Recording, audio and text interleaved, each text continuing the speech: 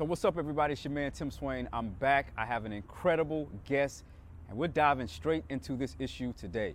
Brother Amiao, thank you so much for being with me today. My pleasure. I really appreciate it.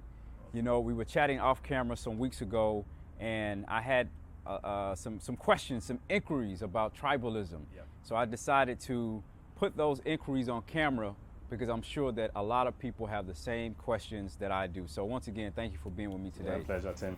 For the folks that are seeing you, meeting you for the first time, just give us a little bit of a background about yourself in terms of where you're from, what tribe are you from, All right. and maybe even some of your educational or professional background. All right, Tim. Thank you. So I'm from the Bono tribe, and so part of the Ashanti tribe. The bigger tribe is the Ashanti, and I'm a Bono. Yeah. Educational background, I studied in Kwame Nkrumah University of Science and Technology, KNUST, and then had the opportunity to also study theology in South Africa. So that's my path, educational path. Wow. And so then currently, what's your current role here in Ghana? Okay, so I serve as a pastor at Redeemer City Church and also work with a Christian organization that equips students in expository preaching and leadership. Yeah. So it sounds like you have at least some really global experience. You've traveled abroad, you've studied abroad, and I know that you've taken a lot of these experiences with you. And you say you're from the Ashanti region. So let's dive straight into, like, for someone watching this for the first time, they've heard the term tribalism. What exactly is it? Okay. So we can think of, we all know the family system, so a family, father, mother with children. When we extend it, we have the clans. So various families come together, the clans. And when you extend the clans, you have a tribe. Yeah. So with a tribe, a group of people, usually the distinguishing mark is language with certain cultures. So tribalism, I understand it as a posture of us versus them. A posture of using this imagery of, in meeting other tribes, you are dressed and walk with them than opening your house for them to come in as guests. So this tribalism is a posture of suspicion of other tribes that sometimes grow into. So then when we look at, we know there's different tribes and stuff like that throughout the continent. So, but zoning in on Ghana, approximately how many tribes are represented in the whole country? Well, from the literature, it's about 100. Scary, yeah. But there are about maybe 6 major tribal groups. So the Akan, we have the Eves, we have the Ga Adangbes, and also some other northern tribes. So maybe 6 that are major, but there are 100 tribes in Ghana. So there's about 100 from the literature. Spoken as a true researcher. From the literature, it's about 100 tribes in Ghana, but we have some major ones. Now, you talked about there are some distinguishing factors based off of language. Are there other factors like that you know, okay, this person is from this tribe? What are some of those other distinguishing characteristics or factors? So the easy one would be, say, tribes from the northern part of Ghana would be tribal marks. Okay. So during their naming ceremonies, they are given certain incisions on the chin, and So I'm sorry, on the. Yeah, I get you. Yeah. So that is the easy one would be the tribal marks, and because tribes are a major mark of tribes is the language, accents also become quite a key. So if I meet somebody from the northern tribe or I meet somebody from other tribes, let's say the Ewe, I'm able to tell because of the accent. Okay. Yeah. So those are quite simple ways of telling, and even complexion. Really? Also. So like with the people of lighter skin, most of them would be Ewes. Really? Yeah. So these are some of the ways that you are able to tell. So when you're in Ghana, you could probably tell based off a person's marks, maybe how they carry themselves and language and all of that, just what tribe that they're from. Yes. Yeah. Wow. You know, it's interesting because when I first started coming to Ghana, I remember I saw people with the marks, and I thought that it was a scratch, like, because I saw small children, and I said, wow, someone scratched them. Then I saw another person and another person. I said, oh, it's somebody's been scratching the babies too much. Yeah. But then when I inquired, they said, oh, it's the tribal marks. And I was like, wow, that looks kind of cool, but I didn't know exactly, I didn't know how to identify any of that. Yeah. You know, I was speaking with someone a few days ago, and I remember the person saying their name to the other person, and they say, "Oh, you're from this tribe." So are names also identifiers of different tribes? Yes, so names, I would say traditionally names have been. But now with a cosmopolitan area like Accra, names can be misleading. Really? Yeah. So for example, my daughter is called Aseye. Okay. If you hear Aseye, you think that she's an Eve, but she's a Bono. Yeah. So in general, names are marks of knowing which tribes people come from, but they can be misleading. So like even Ameyao. So when people hear Ameyao, they think I'm Eve, because the Eves also have Ameyao. Wow. Though it's with a different spelling, it's pronounced the same way. Wow. Yeah. Wow. Now let's talk about how does this play out in Ghanaian society. As I said, I was conversing with someone a few weeks ago. They met someone and they were able to tell by the name, oh, yeah, you're a guy, or what may have you. Yeah. But then I remember like the longer I was here in Ghana, I began to see like certain people in positions, not even high positions, but just, you know, corporate positions. And I noticed that, oh, all of these people are from the same tribe. Yeah. Or these people are normally from this tribe who, let's say, work in this particular area or what may have you. Yeah. So how does this concept of tribalism play out in society? Let's talk just on a social level. What does it look like in society here in Ghana? Yeah. So there's, because of this push us versus them. So for example, if I am my tribe, if I get a position, the tendency of consolidating my position by just surrounding myself with people from my tribe is quite high, because anybody from a different tribe, I'm suspicious about them. So then in terms of work, I only give preference to people that are from my tribe. An example, a friend, he wanted a bed in his university. He applied a year, he didn't get, and then the following year he applied again. And then he was called to come for an interview. Mm-hmm. And the only reason he was called was because of his name. The one doing the sorting realized that, no, this name, I know the tribe that is coming from. And I've in fact met some other friends from school who also bear that name. And so it was easy for him. He got what he wanted because of his name. Yeah. And not surprisingly, in that office, most people there were from the same tribe. So it's an issue of this consolidating power, the us versus them. So even in a cosmopolitan area, it becomes even more necessary for them, because we are all fighting for limited resources, limited space and things. Yeah. So it plays out this way. So is there like a dominant tribe that has maybe more influence in Ghana versus other tribes? From the population, I think yes. So like with the Akan tribe makes up 47% of the population, almost half. Wow. Of the population. Wow. So clearly you would see that they would have more influence and power in the nation. So then how does that play itself out if you have a dominant tribe that may have more influence and more power, more dominance in society, that may be putting people in certain positions? I mean, what does that look like internally when you go beneath the surface?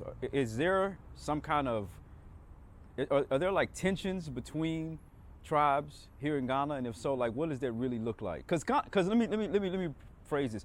For people watching, a lot of times when they come to Ghana, all they see is happiness. Yeah. They don't know the Ewe from the anything. They don't know. Like for myself, when I heard people speaking, whether it's tree, ga, it just sounds like I want my side. You don't understand anything. Yeah. Now I may understand a difference in accent, but I wouldn't be able to identify the tribe. So, are there tensions between these tribes, and what does that really look like in society? Yeah. So, let me come from the political angle. So, people are in power because they've been elected there because of politics. So politics is the vehicle through which people get into power. But we know that even with a dominant tribe, you cannot gain political power just by from your tribe. You would need other tribes to also vote in to get in the necessary numbers to make it there. So though the dominant tribe is exercising a lot of power, there's now the openness and the sense to know that we need the other tribes. So even in putting people in positions, one of the big considerations is tribe. So at least at the front, we want to give the impression that there's an equal distribution of power across the various tribal groups. So then if person from the Ewe tribe is given the, say, a commissioner of police, then we'll think that maybe giving a head of a corporation should go to another tribe. So in terms of how things are looking at here, there's that posture, especially from the political angle, to distribute power equally across the groups. Though there'll be a dominant tribe, but there's that kind of, in making decisions as to who gets into what position, tribe plays a role. That it's not just, yes, we are in power from this kind of tribe, but we know that if we want to stay in power, we need to appeal to people from other tribes. So then there's concession there, giving them also certain responsibilities and certain powers. Wow. So when we talk about tribalism, a lot of people that I talk to, particularly from the West, America, they equate tribalism to like racism because that's their only construct of, these kind of systemic differences, race. And when we talk about racism in a place like even South Africa or America, it's systemic. Like certain places you literally cannot move because of law, because of the color of your skin or what may have you. When it comes to tribalism here in Ghana, is it a systemic issue? Is it a social issue? Or is it even really just that big of a deal, or it's just like people have their bias? Does that question make sense? Yeah. I would say, thankfully, I don't see tribalism as a systemic issue, that there's a place in Ghana that I can go. It's not the case. So in terms of it being systemic, I don't know, but I don't see it that way. Yeah. But of course, so let me link it to this. Of course, there will be certain families. So it's on a small scale. So there will be certain families that me from my tribe, I can never marry into that family. Really? Yeah. It's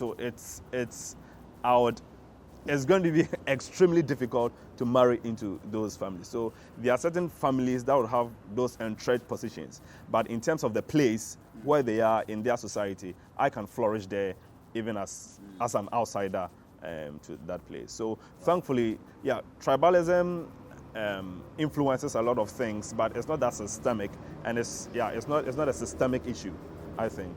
So let me go back to the marriage issue, because I've seen that to be huge, where people will marry someone from their own ethnic tribe. Why is that such a big issue? And explain it for people who may not be familiar with, like, how important the role of family is in marriage. Watching. Yeah, so here in our part of the world, marriage is not just between two individuals. It's families coming together to marry. So marriages traditionally should occur in the lady's home. So you go there as a man with your family. You can't go there alone to say that, Dad, I've seen your daughter. What do you think? No. You have to go there with some elderly people in your family, and they are the people who go to knock figuratively on the door, and then is open to the family. Okay. So when you think about it this way, families coming together, if there are tribal issues, it's not something that you can just sweep away. It comes to the fore. So in our family, we have had this. So for example, a family says that we have had experiences of bad marriages. We have from other tribes. So we want to keep our own. We don't have the means of traveling 200 kilometers to other parts to visit the family. So it makes sense to just marry from your own place. We have a piece of land that we are farming on. We have some property that we want to keep within the family. So it doesn't make sense you marrying somebody from another tribe as it were coming to inherit something that do not belong to them. So when you think about property, when you think about travel, and you think even about language, so if it's families coming together, then it means that there should be some form of interaction and unity, being able to sit together, dine, and have conversation. But if the languages are far apart, well, you hear the same language, but we know it's quite different. We can't understand each other. So when you look at all these things, it's like, it's just too much. it makes sense to marry from my tribe. So I have a friend, for example, he said that when he was thinking about choosing a lady to marry, he decided that he's going to marry from his tribe. And I know he's not a tribalistic person. And his only reason was this. His mom is not well educated, speaks only their language. Yeah.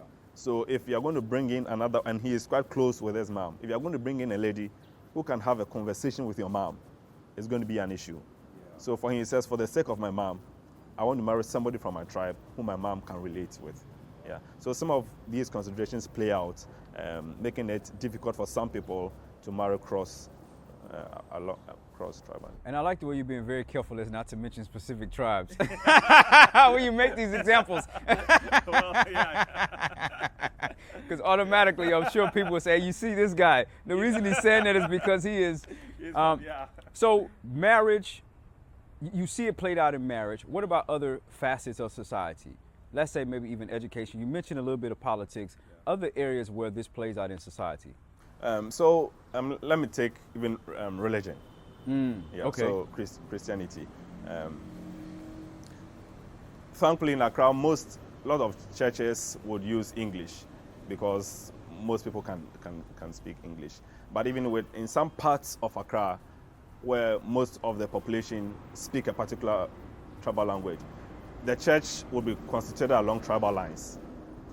So like there are denominations I know that almost split because of this. Really? So there were, say, two congregations in the same area, but both had to use the local language. But there were other people who had come from other parts of the area to one of the congregations. They're like, no, yes, we know that in this area, this is the language you speak, but most of us can't speak that language. So we prefer that we use another language. And it became an issue. So what happened is that, well, one of the churches moved to another part of the area so that they can form their own circuit. So they will be a bit autonomous and have the power to be able to decide the language they want to use.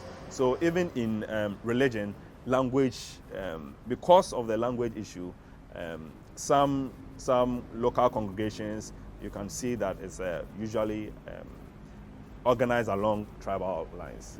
Yeah. So that would be a part. I mean, what kind of impact is this having on Ghana? We know Ghana is full of issues. There's a lot of solutions that people are making as well, but we know Ghana has a lot of issues. What role, or where do you see tribalism in the overall state of, Ghana moving forward and some of the issues that's stopping it from moving forward? Yeah.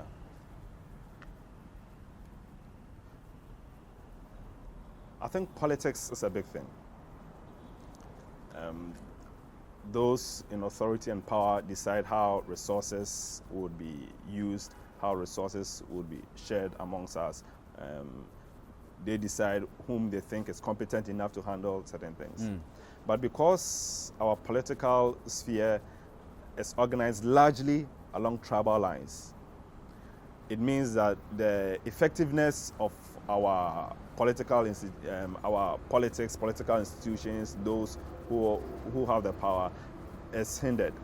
So, for example, if there is somebody in charge of, let me use the police force because now it's really good, it's quite positive, so let me use it in a negative way. So the head of the IGP is not doing well. Before the IGP is appointed, tribal issues are considered, ethnic issues are considered. Maybe in the last IGP came from this tribe. There's no way that you can appoint another IGP, no matter how competent he is, from that tribe. So now there's a new IGP from a different tribe, and there are issues. How do you address it? You realize that, and maybe the IGP has to step down. If we have to address the issues, not just an individual stepping down, it's the whole tribe that we are going out against. And that is how it will be perceived. That, okay, now because this person is from our side and you do not want us, that is why you are raising all these issues against him. Wow. So the issue of being objective in dealing with certain issues, we are unable to be objective because we put on the tribal lenses. Yeah. So I think the issue of politics, because of the role tribe play in politics, it affects national development. So, for example, we're having I saw these discussions about airports. Okay. Right? Yeah. Okay.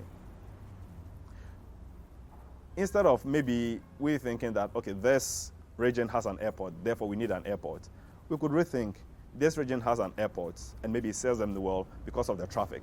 A lot of people make journeys there, and it makes sense they get in an airport.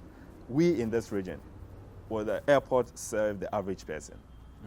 So you're saying that sometimes what may happen with an instance like the airport is one particular tribe will say, oh, these people have an airport, so we also need an airport, even though it may not be the most economic and feasible thing, but just because they have it, we also should have it. Yes. And then, and what would happen is that if a government decides, okay, yeah, we want to give you an airport, and they're unable to complete it, the subsequent government can, almost impossible, cannot come and reverse it. I get you. Even if maybe things have changed now and it makes sense, thinking of maybe a training system for them, it's impossible to come to reverse it, because then you are saying that we don't deserve something like this. I get you. So it's not just reversing the airport. It's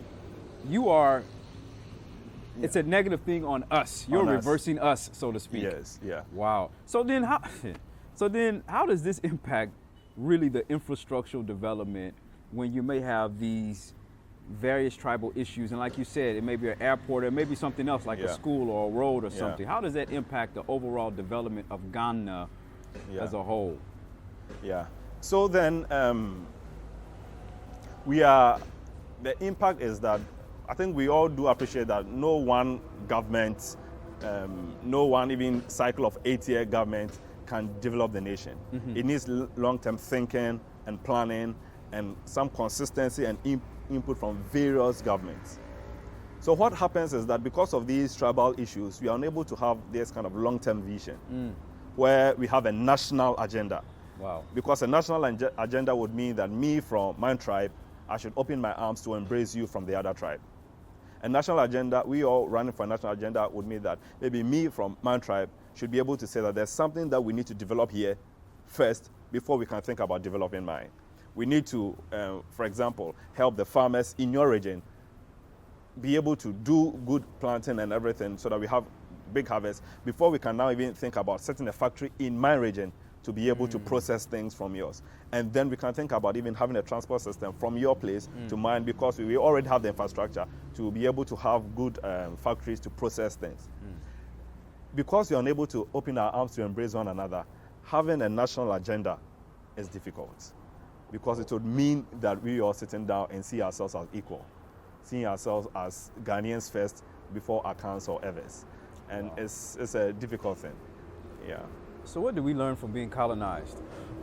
Because that's what happened. People came in and, played this tribe against that tribe. Yeah. It seemed like we didn't learn. But so, hey, it's interesting. I mean, there are so many ways we can go with this, and obviously we don't have the time to do a full-blown lecture. Yeah. But I'm curious, what role does the foreigner play in all of this? Yeah. Is the foreigner mixed up in this tribalism? Do they feel the impact of it? Yeah. So Ghanaians, it's been touted, I think it's true, that we are hospitable. Yeah. And I think for the foreigner, you see our hospitable side.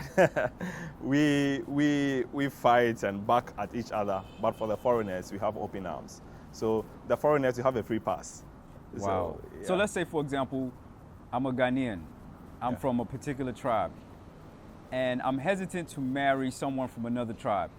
How would that, because the family may perceive it to be whatever, this person is lower, whatever those issues are. Yeah. Now, what about if I'm that same Ghanaian and I'm marrying a foreigner? How would that be perceived? You've made it. Let's say a white lady from Amsterdam. Yeah, well, you've made it, no. Yeah, and I guess this also could be an impact of colonization on our thinking. Yeah. For most people... So the family wouldn't have any problems? No. You can even tell from our names. So from, like as a Bono, I've never seen any Bono person with a northern name. Okay. I'll not, it's unthinkable to have a northern name. But then we have a lot of them with English names. So we are comfortable with that. And it makes sense. We said in the past, we used to joke that when you go to school, they ask you, what's your name? And he said, Kofi. He said, oh, no, your name, your English name. You see, and even sometimes, even in church, when babies are baptized, they are Christianized. That is, they are given English names. So those are indications that our arms are quite open to foreigners than towards ourselves. Maybe you don't have an answer to this, but I'm curious as to how was that type of cultural ethos developed in terms of we see ourselves as you're this, you're that from that tribe, but the foreigner, the arms are open. Yeah. I mean, it's beneficial for a lot of foreigners, obviously, right? When we come, the truth is we can move in certain spaces. Yeah. But do you have any idea of like where that kind of idea came from, that ethos? I think colonialism played a role. And part of colonialism for it to work is stigmatization of who you are, your own, so that you can then run to us to get what we have. Yeah. So that has not been adequately dealt with. We have not sat down to critique. Well, no, I think that has not been dealt with adequately, even in our schools. Yeah. To be able to give us, to borrow the South African term, there's black consciousness. I don't see we having that as Ghanaians. So that we are not quite proud of our own. So like with marriage, most people would want white weddings than have traditional weddings. So explain what a white wedding is. A white wedding is we coming to church mostly on a Sunday, the guy being in tux, the lady being in a white gown, and then the pastor pronouncing the blessing with families there, and then declaring you married. Okay. Yeah. So most people would want that than to go to the home, sit with the families, exchange vows, exchange gifts, and then you are married then. Wow. So that seems too simple and almost primitive to some. But then the white wedding, because of its association with Christianity, now we think that is almost the biblical, the biblical thing and the right thing. So these are some of the issues. Now will that traditional wedding be recognized? I don't know how it works in Ghana in terms of recognition of a married couple. Would that traditional marriage be recognized under Ghana, let's say, laws or policies? Yeah, interestingly, yes. So that even when you marry at home, I learned recently that you don't even have to go to an office to sign. Once you're married at home, it's legal. That is it. Yeah. So the law recognizes traditional marriage as a full-blown marriage. That is it. But most of us are not quite open to it because when you marry in the traditional setting, you can have another wife. Unlike, so customary marriages is open to having multiple marriages. So unlike the marriage at the ordinance where is you can't do that. Yeah. So that is the drawback for a lot of people. So people will come and have traditional marriages. So then, today, like I said, we can't get really into it, and we definitely don't want to create a divisive, type of platform. But let's just be honest, right?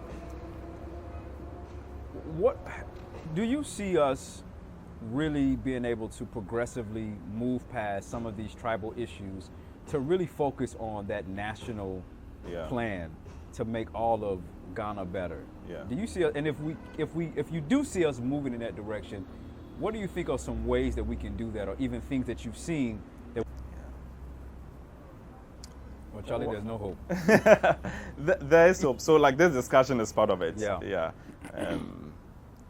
When I was in South Africa, I realized there was a lot of open discussion about apartheid and its legacy, about racial reconciliation. It's not something put on the back burner. It's something at the forefront that people were discussing. And I think for us as Ghanaians, we need to do that more.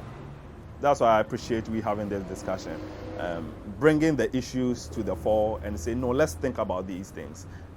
Usually we are preoccupied with making ends meet. Yeah. Yeah. So we think that some of these things are not necessary. Let me be able to make some money and settle with my family than think about some of these ideologies that actually in the long run hinder us from being able to have a society where we are all flourishing. Yeah. So I think part of it is having such discussions. And I would say, especially even in as a pastor, especially in our churches. Yeah, I was going to ask you how, because so many churches in Ghana. What would the church's role be in some of that? Yeah, and the church's role, even at the level of leadership, deliberately having leadership from different tribes, and they modeling gospel friendship. Yeah. Once that is there, when people see that, they realize, no, it's working. They are from different tribes. And the way I think in the past, a good thing for us that has helped us for the tribal issue not to degenerate into something worse is the boarding school system. So after you spend some years in, how many years? Maybe 11 years in basic education, then you go to spend 3 years in secondary education. So from secondary, you move to tertiary education. So that 3 years, for lots of people, they go to the boarding houses. Okay. So you leave your family, usually even go to another region and then stay. And there you realize that you mix with people from different tribes. So they're doing voting for leaders. There's nothing like tribe. We are just blind to it. I know that you are Ga, but I don't feel that, okay, if you are Ga, I have to be suspicious of you. We live with each other for 3 years schooling together. So that's, in a way, brought us together. Yeah. And I think that should be encouraged. People moving from their region to other parts of the nation for boarding school to spend some years with other people. Our educational institution will have a big role to play in this. Wow. Yeah. Wow. I think this conversation is so important because there's so many people who are on the outside. And of course, when you live in a world maybe like the US or the UK, all you see is black and white. So you come to Ghana, you think, oh, all these black people are the same. Yeah. And then when you get here, you realize every place in the world has its own challenges and its own cultural issues that they deal with. But I think this conversation is so important because it provides perspective to allow people to be, for me, it's about empathy. So when you come here, you empathize with the reality of the contextual factors that shape how people see one another, how decisions are made. And I think it gives you a deeper understanding about, even if you want to move and navigate in Ghana, what would be some of the things that you may encounter, especially when you're working with different groups. So, final question I have for you is this. For someone watching this, let's say it's a young person that has only been in their region in Ghana, they've only thought about their people and blah, blah, blah, blah, blah. Yeah. And they say, I can't do anything. I'm not this political person or whatever. I can't change it. What would your message be to that person watching? I'll use my example. Nobody, but we decided to make a difference by giving our daughter an Ever name. And but that has sparked a lot of conversations. I remember visiting a friend, and he had other visitors, Ghanaians who lived in Canada, and they had come to visit him. So once there, and my daughter was playing, so I had to call my daughter to order. So I called her name, and then his wife asked, "But what do you say your daughter's name is?" And I said, "Aseye." And then she says, "But you are not an Ewe, are you?" I said, "No." Then I realized she moved and called her husband. And he says, "Come and listen to this." And then she asked, "Why did you give her that name?" And I told her, because I believe we as a people should be able to move past our tribe. We don't shun our tribes, but we are able to embrace people from other tribes. And I think it's important. And especially as a Christian, I think we should lead the way in this, knowing the vision of Revelation. The people around the throne of God different tribes, nations, tongues, and languages. So that vision should impact us. So I'm saying, for the person who thinks you can't do anything, you can. Yeah. Where you are, even the way you speak in your family about other people, about tribe. So in the context of conversations, you would hear people say, okay, yes, those people from that tribe, that's stereotyping. So you can just say, okay, maybe that person is wrong, but it's not healthy to stereotype. So by just chipping in some of these things in your own context, simple conversations, it has a way of making people more aware of some of these tribal instincts we all have. I know that I also have it. So the awareness, we can all create it in our small spaces. Wow.